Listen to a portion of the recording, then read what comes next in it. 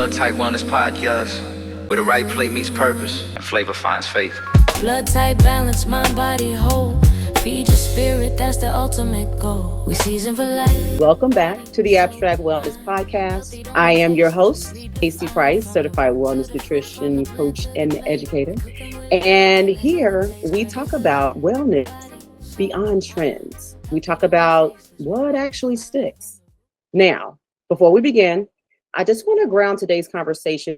Studies published in the Journal of Clinical Endocrinology and Metabolism show that consistent, moderate movement, especially now, helps regulate cortisol, improve insulin sensitivity, and supports long-term metabolic health. Now, this matters because wellness isn't about extremes. It's about sustainability.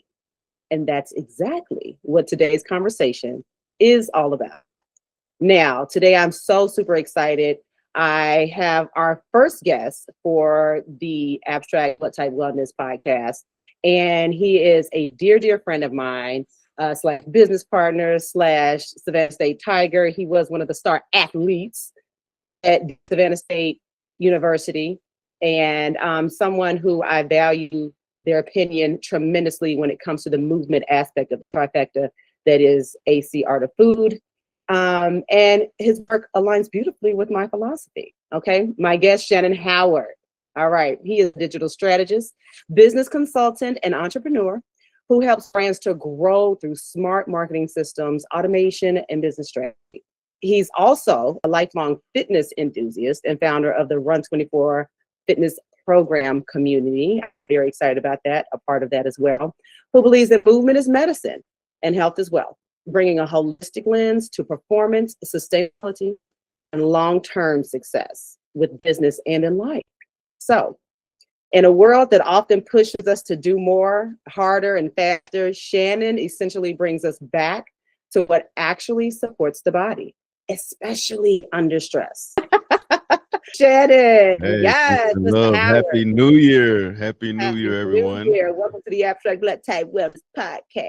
Thank you. Thank you. Blessed and highly flavored to be here. Highly flavored. Here.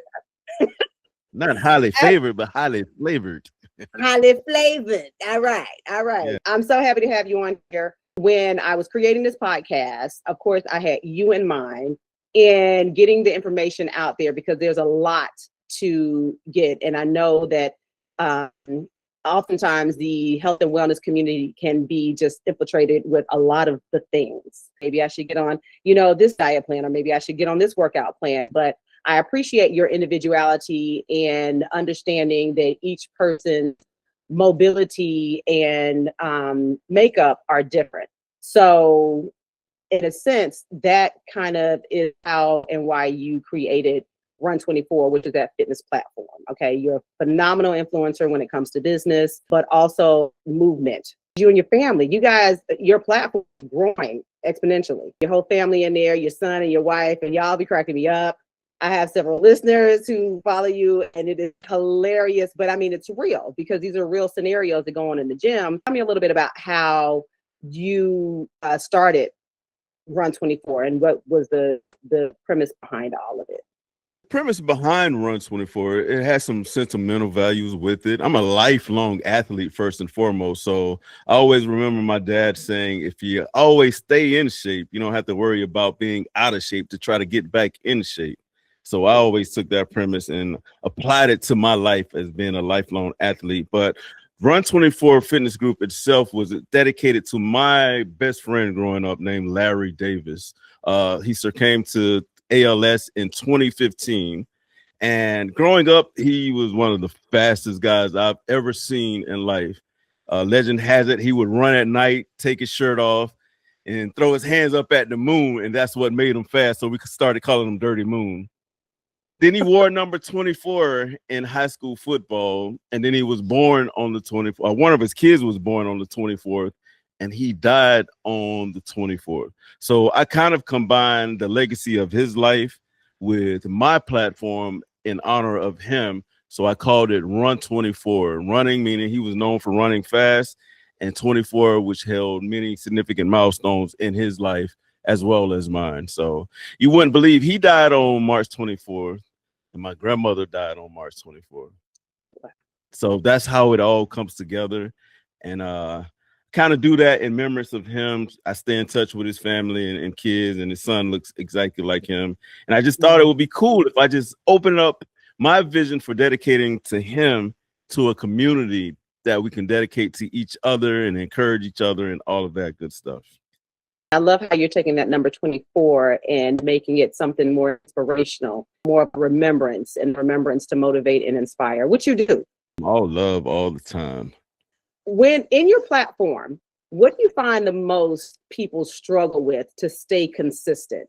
Because the new year, we know between the months of January and April are the highest peak revenue for gym membership, because everybody's, they ate crappy, over the holidays, and like, hey, we want to get right, but then they, fall off. So consistency is key. What do you use to help people that are struggling with consistency stay consistent? I always use the how do you eat an elephant analogy, and that's one bite at a time. The biggest problem with a lot of us is we try to replace consistency with intensity, thinking that intensity will help us sustain, when that is not true at all, because it's hard to go hard every single day. But it's easy to get a little bit at a time, go walking, do some ab exercise, or just work on breathing. Those are simple baby steps that we can start on and set up routines that becomes consistent. And then you want those routines to become a lifestyle that doesn't take a lot of thinking or thought to do. Because I always tell everyone, you should put your health and exercise routine right next to your toothbrush and your wash rag. Those are things you have to do every day. So why not add those routines to it, to something that you feel like you should do every day? And in a sense, that's just creating the working smarter and not harder. Oh, because very much so. You're not making it difficult. No, we want to simplify as much as possible, especially the older we get, the more complex things come, our mental capacity isn't what it used to be or as sharp as it used to be. So we want to make the fine line of going from point A to point B to be as smooth as possible. So simplifying things. And I tell everyone, man, it's hard to just start going to the weight room and lifting weights right away. So why not just start walking? We walk every day if you have the capacity to do so or the capabilities to do so. So why not just start with a walking regimen and build on top of that? I love the point where you said about not necessarily consistency, but they want to replace it with intensity. And something as simple as walking, a lot of people may not think that that is going to do anything, but it does over time. And the benefits from it, even if you can't go outside, you can walk indoors. I know our demographic range from 25-year-olds to 65-year-olds. However, that stress and chronic stress can show up so much, not just in like the stress of getting it done, but in our bodies. How does that chronic stress show up physically in the body? Because that intensity can cause that stress, that chronic stress in here. It can affect the recovery and even cause injuries, right? Yeah, definitely, man. It impacts all of the hormones, your central nervous system, and all of that, to where it builds up cortisol, and cortisol is the killer of progression in a lot of people. So I always tell everyone to reverse engineer it or use positive reinforcement, to where you use whatever stress you're going through, find an outlet that has an activity of movement, breathing, or just something that will make you feel better, to build up those endorphins in your mind. So once you go through that, it has a relieving feeling or release feeling and relinquish and rejuvenating feeling added to you by doing those things. So walking, I tell everyone, please start with walking. A lot of people want to come and work out with me or me and my family. And I use the logic of, okay, you're just starting now, where our fitness level is at a higher level. So likely we would have to lower hours, or if you try to come up to hours too fast, now you're going to quit. Now you don't come. Now we're calling, we're texting where you at. Now you just messed up my entire routine. So I tell people, start with walking. If you can complete 3 days of walking a week for 2 weeks, then you can come work out with us. So I kind of leave it at that. The conversation about cortisol. Now, I know I have listeners that are in that premenopausal and menopausal, and cortisol is like, you think about cortisol belly. That is the main focus of it. What types of workouts, in addition to like your walking, you think can regulate stress hormones instead of spiking them? What can busy individuals do, specifically so that cortisol can get slashed? I always tell everyone the best workouts start in the kitchen. Like you Does can it never outwork a bad diet. ever? Like Ever. one way to fight cortisol is to increase your protein intake and lower your sugar intake. And then add rest to that, and then have a routine of working out and staying active and moving with that. Um, man, everyone's different. You kind of hit on it in your introduction to where it's not a one size fit all. You just have to find a routine that fits you for where you are in your life at the moment, and then increase it from there. If Right. you always put in what you put in, then you're always going to get out what you get out. There's progress on the other side of the challenge, other side of the pain, or things that you may increase each week. Right. A lot of, like my wife, I have her and my son on this current routine to where we've been working out a while. So we built up our cardio, built up Mhm. the sustainability of going through the routine. But now we need to come to a progression stage to where we need to build more muscle, become more lean, and cut fat. So now we're focusing on eating cleaner or better, if there's such a thing, but just eating right for you. And then increasing the weight. Like I just told my son last week, I was like, man, if we finish our last set the way we started our first set, did we do enough? Okay. Okay. So your central nervous system is what makes you stronger by putting it through that stress of adding weight that you really can't do or weight that you can barely do. So Right. having a challenge each time you go in there to be better than the day before or the last workout, that's it. That's where that progress comes in. That's when the body starts to change, and adding all of those other facets of your routines in there: eating right, sleeping well, getting meditation in, and then staying active. But when we're talking about honoring our individuality, just like with food, like you mentioned, movement isn't one size fits all either. So you talk about yourself, you talk about your wife, you talk about your kids, right? And then like how important is personalization when it comes to a workout program? Everybody's going to respond differently because everyone is at a different fitness level. I would say just listen to your body. Don't baby your body to say, "Oh, I'm sore and I don't want to go back for another week." No, no. Either you're Like, hurting or you're injured. If you're hurting, you can keep moving. If you're injured, then you need to take precaution. So that's key. I always get that from when we play football. The coach would ask, "Hey, are you hurt or are you injured?" "Oh, it just hurts." "Well, get your butt back in there." Yeah. So kind of take that same mantra of mindset and thought process, but everyone is going to be different. It depends on the age group, the Mhm. last time you worked out, uh, if you worked out consistently, and what does your workout look like. If you're just lifting weights or just getting on the treadmill all the time, then you're going to be at a different fitness level than someone that lifts weights all the time and does the treadmill and cardio and does stretching as well as eating right and getting their rest. So just don't think of your workout routine being one facet. Like there's multiple facets within the workout routine and living healthy.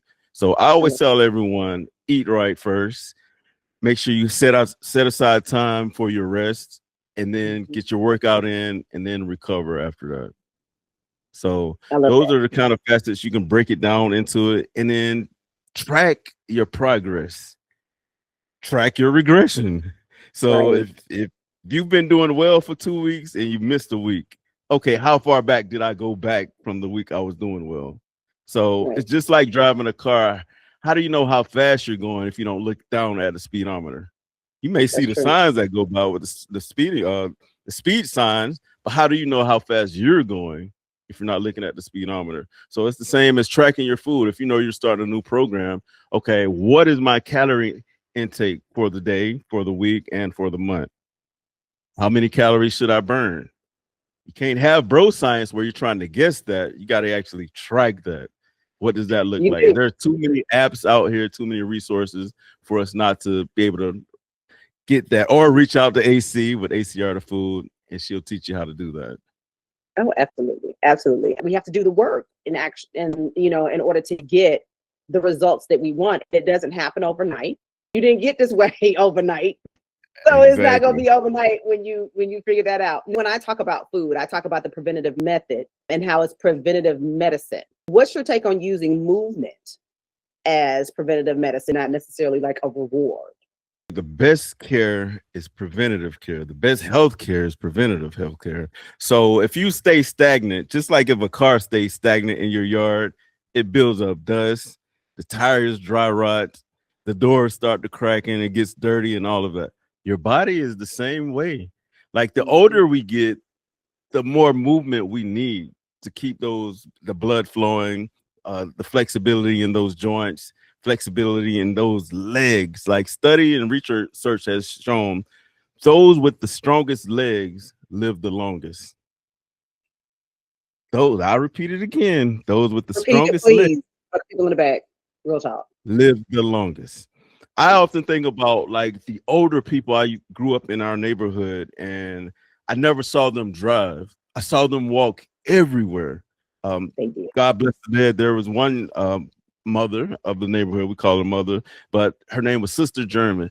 She would walk everywhere she went and prayed and preached while she walked, whether it was to the grocery store, to church, or visiting neighbors and friends. She walked everywhere. Man, this lady lived close to being 100 and hardly ever got sick. I never saw her out of shape, never was obese, always strong. She walked faster than a lot of us younger people when we were teenagers. When we see her, she would zoom past us walking. So that's very important with the movement. So with movement, like I said, if you stay stagnant, then things become decrepit, become old, build up. The body is the same way. So those joints get tight. Old injuries start to come back. Like you might have hurt something years ago, but now you're not as active. Now that creeps back in because of the scar tissue or the joint damage or whatever you might have done then. So we got to keep it going. We are antiques. The older we get, the more maintenance we need. We do. And we need to work on that refinement. Absolutely. I know the elderly, like they have communities of walking, little walking groups that gives them, time out of their day. A lot of community centers do the same thing. So it's like, why not start now? And if you look at the life expectancy of other nations or other countries that don't have many vehicles or means of transportation other than public transportation, they live a lot longer. Their obesity levels are lower. The blood pressures are regulated. Yep. So movement is very important. And one of my sayings is movement is medicine. Movement is medicine and health as well.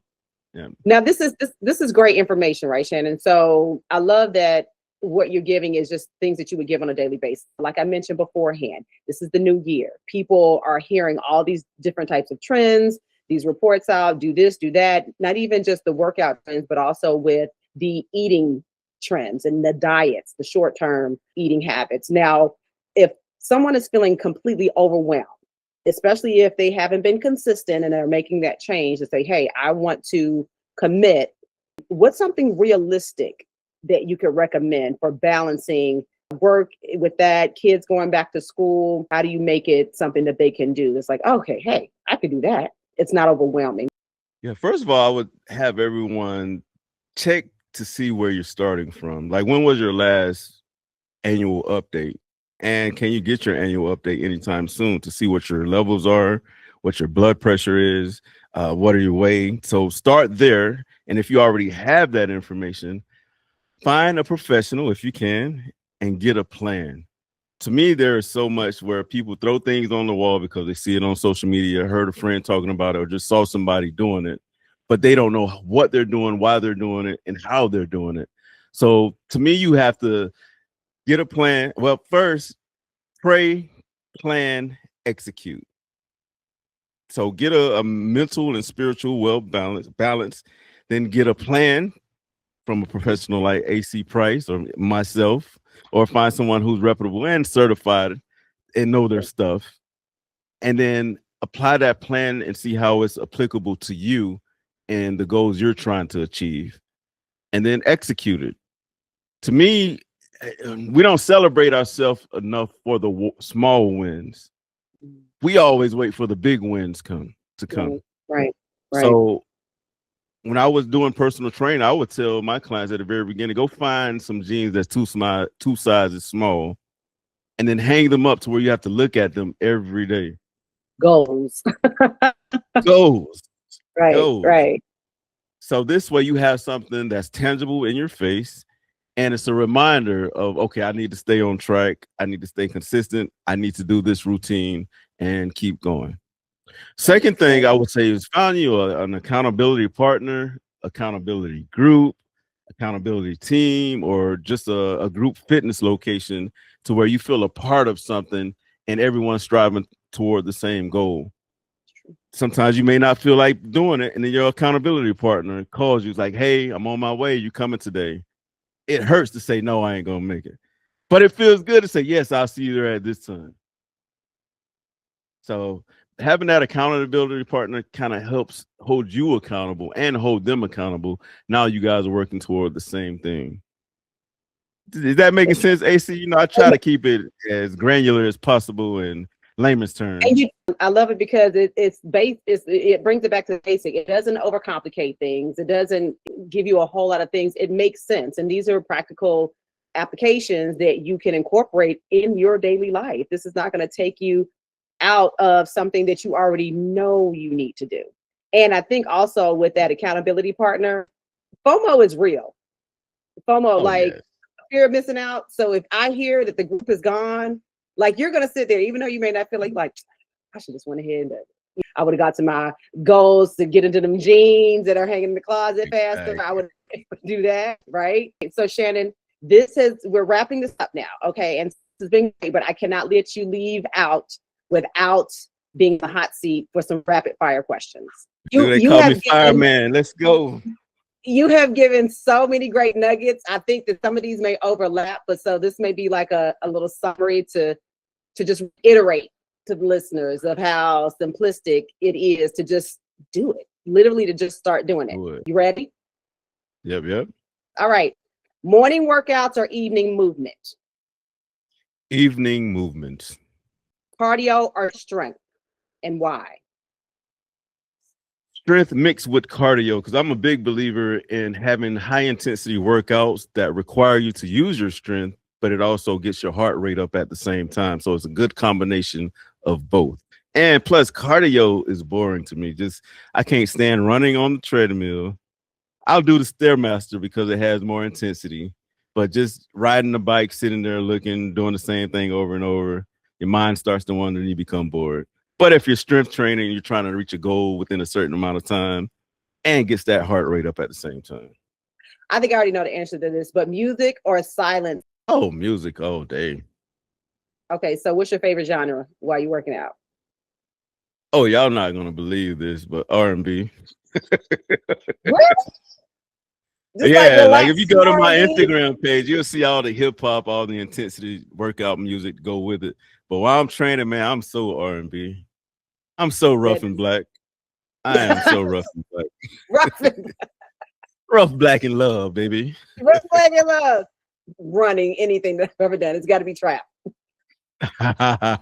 Booty shake, all of that. Go to Peach. Okay, back. One underrated exercise everyone should do. Planks. Whether they're wall planks, floor planks, elbow planks, because your strength starts with your core. Your core strengthens your back. Your flexibility comes with your core. Like, it's hard to name anything that's not attached to your core. You use your core to sit down. You use your core to sit up. You use your core to get up. Like, there's so much tied to the center of your body that can be improved every day. I literally heard like a collective sigh from the people when they hear when you said planks. I literally heard it's like, anything but that. And that goes back to those baby steps we talked about. You don't have to get on the ground to do planks. You can actually lean against the wall as far as you can hold yourself, modify. Like, if you can't do the full exercise of certain things, look for the modified version where you can lean against the wall, plank, and then tighten that midsection. I love that. Okay, you better give options. Love that. Okay, last one. Best movement advice you wish you learned earlier. Best movement advice I wish I learned earlier. The tortoise wins the race. So apply that to the movement. Nice and smooth beats fast and erratic every time. A lot of times I'll see people in the gym, or even when I was younger and worked out with teammates, we thought we were doing something by how fast we can pick it up and put it down and how much was it. But we weren't putting that applied pressure or intensity on the muscle group that we were trying to develop. Yeah, we got stronger, but did it help our development? Did it help what we were trying to achieve as far as flexibility? So I would say I wish I would have learned to be more conscious of the muscle group that I was working while working out growing up. Like there's a mind muscle connection. When you're doing curls, there's a way to connect with your biceps. When you're doing squats, there's a way to connect with your glutes, your thighs, and your quads. So if I could do it all over again, I would have been a smooth operator. And I guess that also lends to your consistency piece, because the tortoise is a longer consistent, which the hare is probably going to run out of steam because, you know, he was quick and fast.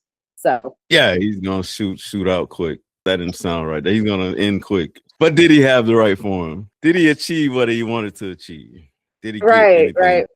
All of that. All right. Well, Shannon, of course, it's been a pleasure having you on. I want to thank you for reminding us also that movement is not about punishment. It's about a partnership with ourselves. It's a partnership with our body. So for everyone listening, today's takeaways are simple but profound. The right movement supports your nervous system, your hormones, because we talked about that cortisol, and your long-term health. And it should fit your life, right? Not fight it. So find something that works for you and keep consistency with it. Now, if this episode resonated with you, I'll invite you to reflect on your current relationship with movement. Are you moving to honor your body, or are you overriding it? Listening to your body is important. It is essential. Okay.